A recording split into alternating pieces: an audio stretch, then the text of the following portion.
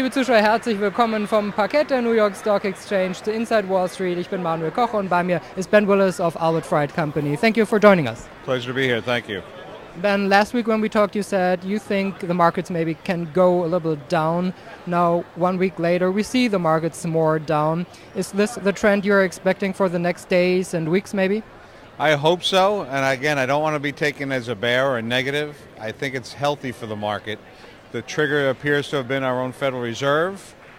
Their forward guidance appeared to be not so forward guiding, and the market was left confused. And I think what we're seeing is a little bit of a retreat. You want to blame it on something, let's blame it on that. But it's healthy. It's not a time to panic. It's a time to be buying. Again, I always ask you this question, and I know some of your answers already. But which stocks or sectors are interesting for you? Well, I believe if you're looking for a higher risk experience, you want to take a look at the financials, the bank stocks, particularly the regional bank stocks, because I think this move downward, they were sold off. They probably were the biggest leader to the downside because of the Federal Reserve's decision.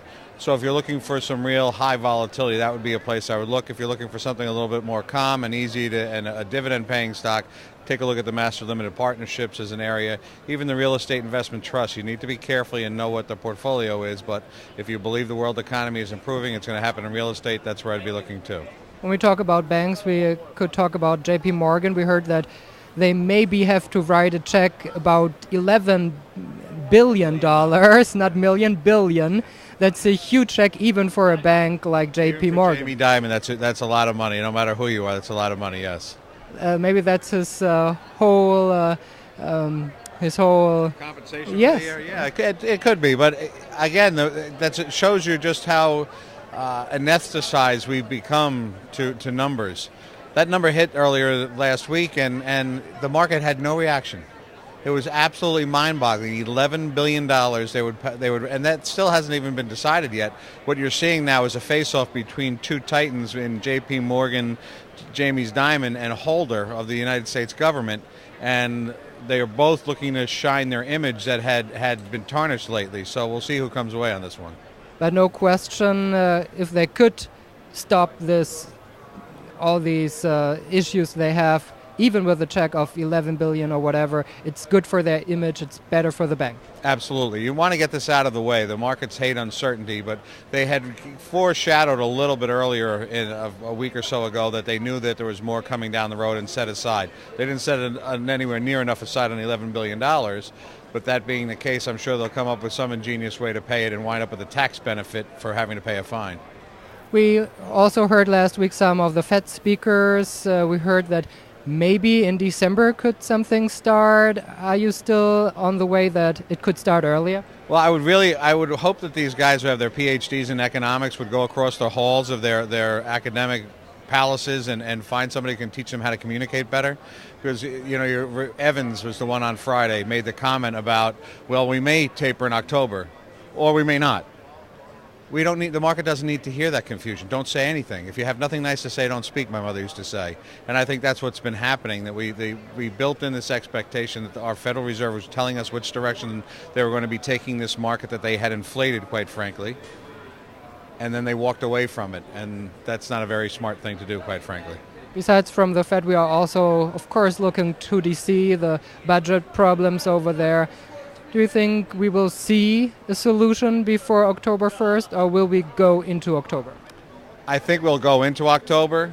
The fact of the matter is the United States government has gone into shutdown mode before, and actually pretty successfully, back under the Clinton administration. You have to remember what the markets did back when Bill Clinton was in office and this happened.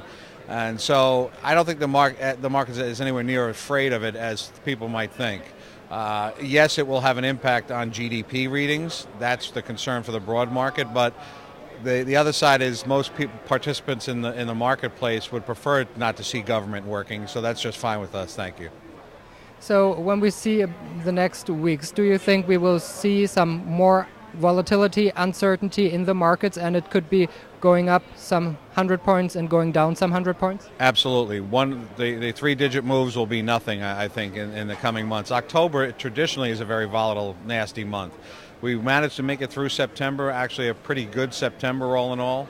So I'm really concerned about going into October and all the uncertainty, and markets hate uncertainty, and that creates volatility, and so 100-point moves will be nothing. And also the earnings season could drive us? The earnings season is actually the foundation of a stock market, theoretically. That's where you want to look, and that's why everybody looks at the different numbers and puts it on your timeline of where you expect stocks to go. So, and this is important. The last earnings season was, the second quarter is traditionally an unimportant quarter, quite frankly. This quarter is far more important. And again, it will go to guidance that of the impact we had from last quarter. Well, the same thing will go to the verbiage in this quarter. After the analysts have told you where they think the stock's going to go, now we're going to listen to the heads of the firm tell you where they think it's going to go. So when we are here next week, is the Dow Jones lower or higher? Well, I think if the Fed stays in the mode it's in, I think we go lower. I think that's until somebody can clarify the direction we're going. I think that right now, and not a bad thing. If you're a long-term investor, look for the stocks you already own and look to buy them a little bit cheaper in the weeks to come, because I think they'll get there.